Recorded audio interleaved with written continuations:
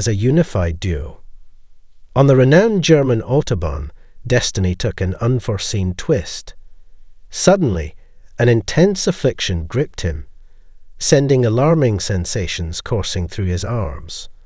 Fueled by fear, he swiftly maneuvered towards the road's shoulder, a pivotal decision in the face of his ailment's merciless assault. However, despite his desperate attempts, the ailment's relentlessness edged him closer to the brink of despair as his condition rapidly deteriorated. A mysterious shroud of darkness fell over the world amid chaos and disorder. In this hazy abyss, consciousness vanished. Luckily, Hobart, a 3-decade respiratory therapy specialist, was in the next seat. Hobart was unaware of his comrade's deteriorating condition until the vehicle's erratic deviation from its intended path, prompting him to take control and skillfully guide it to safety on the Autobahn's shoulder. Hobart was startled by a haunting death rattle as the car stopped. During the chaos, he struggled with a paradoxical thought: suspended respiration, then its dire necessity. He felt otherworldly detached as he watched his ethereal self suspended above, basking in an iridescent luminescence in an expansive void. Suddenly, he was drawn towards the center of this radiant ethereal column. Hobart found that his eyes were unaffected by an unexpected luminosity. This incandescence stretched into the unknowable. In this cosmic chiaroscuro, an anomaly, an intricate play of shadows within shadows, sparked profound thoughts on perception. This surreal spectacle contrasted with his mundane life, a tapestry of perpetual agony and affliction, a residue of military service marked by a fractured back, traumatized neck, ravaged left ankle, and severely maimed left knee. This brief sojourn erased all pain and replaced it with peace and wellness. Minutes, hours, days, and weeks lost their meaning in this ephemeral realm. He was unable to express his newfound knowledge, but his curiosity overcame his fear. The origins of his arrival in this cryptic domain were dimly remembered, but fear had vanished, replaced by a thirst for knowledge. Despite an unspoken ban on reflection, a strong desire to explore the unknown arose.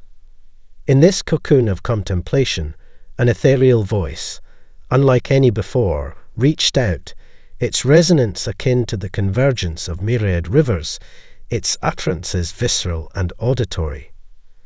The mysterious voice asked, "What is your desire?" His seemingly simple response had profound implications. "I yearn to forge ahead."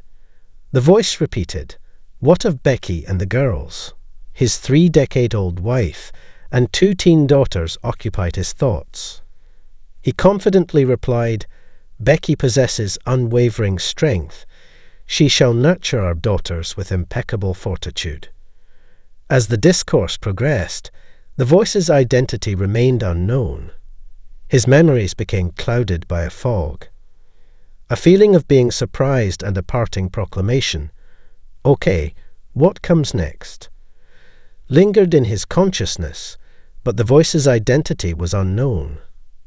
He found himself amidst a chilling landscape, nestled within a snowbank, the cold seeping through his clothes as he lay sprawled by the side of the road. It was Hobart, his steadfast companion, who yanked him from the driver's seat, endeavouring to resuscitate him, but his efforts proved futile. Desperate for a breakthrough, Hobart resorted to a last-ditch measure, an unconventional cardiac thump, a move not recommended in standard procedures. Astonishingly, it was this forceful strike to the chest that triggered a response, marking a pivotal moment in the unfolding narrative. When his eyes fluttered open later, his vision was clouded, obscured by what seemed like a dense shroud. The snow beneath him had yielded to his body's warmth, creating a visible hollow in the snowbank. Enveloped in a peculiar moment amidst rising steam, he grappled with physical distress while Hobart, resolute and undeterred by unfamiliar surroundings and language barriers in Germany, took charge, maneuvering him into the passenger seat. With determination etched across his face, Hobart raced against time in search of assistance. Covering several miles, they eventually reached a gas station, where Hobart urgently conveyed their plight to the attendant, using a frantic symphony of gestures that underscored the gravity of the situation. Moved by the urgency and the sight of a distressed traveller, the compassionate attendant swiftly emerged. After personally assessing the dire scene inside the vehicle, she wasted no time in summoning an ambulance, a glimmer of hope amid the looming uncertainty. Their journey in this foreign land unfolded with the distinct feature of German ambulances, qualified doctors among their ranks. One such medical professional swiftly administered 2 injections through the fabric of his blue jeans directly into his thighs. Miraculously, a semblance of improvement emerged in response. Gradually, his ability to articulate returned, and he turned to Hobart, his unwavering ally, seeking an explanation. Why did you do that? Their trajectory led them to a German hospital, where stability finally embraced his condition. 2 nights within the confines of this medical sanctuary followed, during which the meticulous staff readied him for an imminent NDE flight to Walter Reed Army Hospital. Anticipating the impending journey, the night preceding the flight witnessed his heartfelt plea to the German authorities, a request to briefly return home, a fleeting moment to make necessary preparations. Amidst the veils of uncertainty and an unyielding resolve, he sought reassurance repeatedly from Hobart, attempting to reconcile the surreal with the tangible. Persistently, he posed the question, "Are you absolutely sure that I was dead?" These relentless inquiries seemed to irk his steadfast companion. With unshakable conviction, Hobart delivered a resolute affirmation. "Yes, I can unequivocally state that you were clinically deceased." The night of his return home brimmed with tumult, restlessness, and an overwhelming sense of anxiety. Wrestling with the surreal nature of recent events, he struggled to align the inexplicable with his own comprehension of reality. The concept of death remained elusive, his experiences defying conventional understanding. These tumultuous thoughts continued their whirlwind in his mind until an irrepressible impulse nudged him to step outside into the cloak of the night. Whether it was late at night or early in the morning, he was drawn outside under the patio canopy as the night fell. He found an otherworldly brilliance in the southwestern corner, a faint hint of the moon's tender luminescence that grew into a profound sight. Moving cautiously beyond the awning's protection, he saw Jesus seated on a pure white throne. Incredulity caused rapid blinks, casting doubt on his senses. The vision continued. Jesus ruled his celestial throne with majesty. He instinctively hid his face with trembling hands and kneeled in reverence, overwhelmed by this revelation. Through his fingers, he saw the radiant and unchanging divine presence on the throne. Soon after, prostration on the snowy ground and the Lord's Prayer followed. When courage moved him to look again, the celestial tableau faded into the vast nocturnal sky, leaving only the familiar constellations and the serene moon. Though tears flowed, a calmness grew within the turmoil. After returning home, he instinctively turned on the TV, expecting such a profound encounter to captivate the masses and dominate the airwaves with its sacred resonance. He was surprised to discover that this extraordinary communion was for him alone. His doubts faded, and he was certain of the experience's truth. In that transcendent moment, a deep conviction took root, etching it into his very being. He was certain that God existed, and that Jesus, his Son, was divine grace. The Holy Spirit, the Lord's Spirit on earth, became a truth unaffected by skepticism or uncertainty. Sharing his heartfelt testimony, He insists that his encounter with God was real. Even though the omnipotent presence was unseen, it caused profound awe and emotion. He concludes by inviting respectful comments and thoughts. He wishes everyone safety and blessings before the next segment. As a thank you for their support, he invites readers to subscribe, activate notifications, and join the community. He thanks everyone for coming and encourages them to stay tuned for more amazing content. Hey there, folks. In the 1990s, managing 2 successful jewelry businesses was a wild ride for this guy.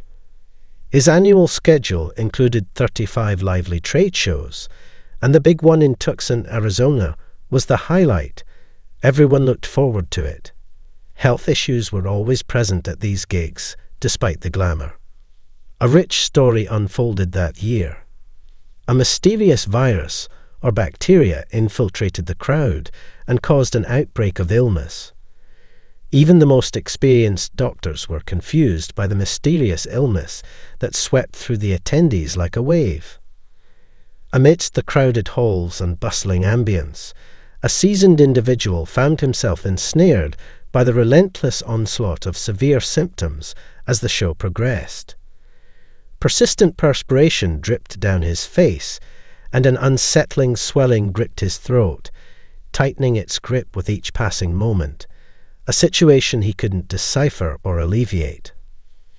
As the sun dipped beyond the horizon, a series of events unfurled, marking an unforgettable turn of events, an experience akin to teetering on the precipice of life's end.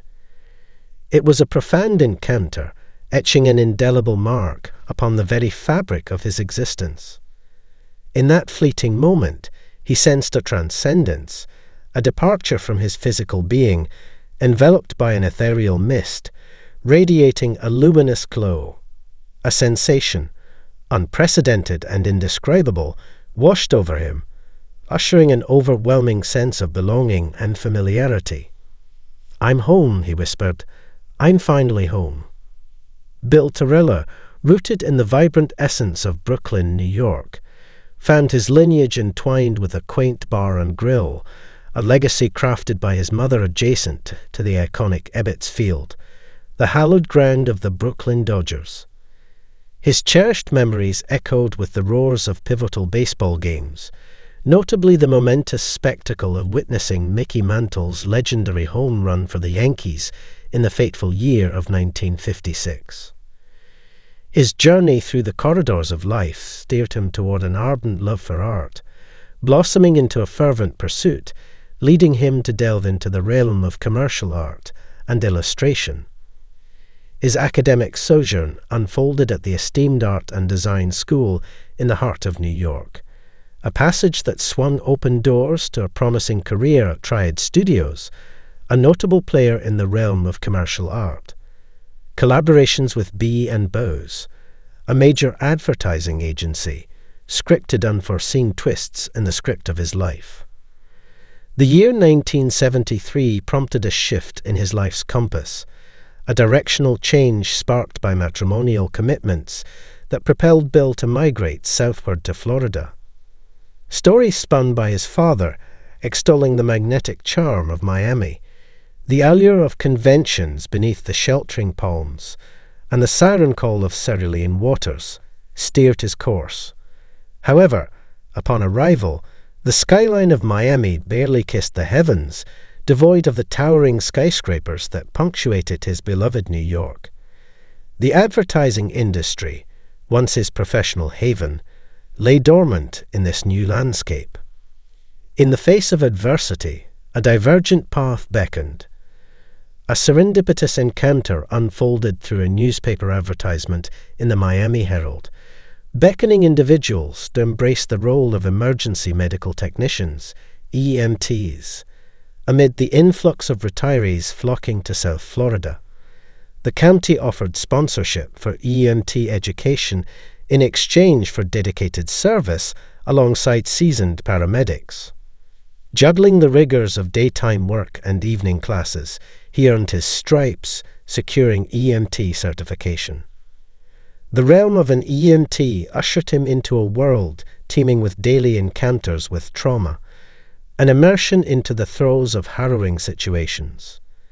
Bearing witness to individuals teetering on the precipice of mortality, grappling with the shadow of death, exacted a toll on his psyche.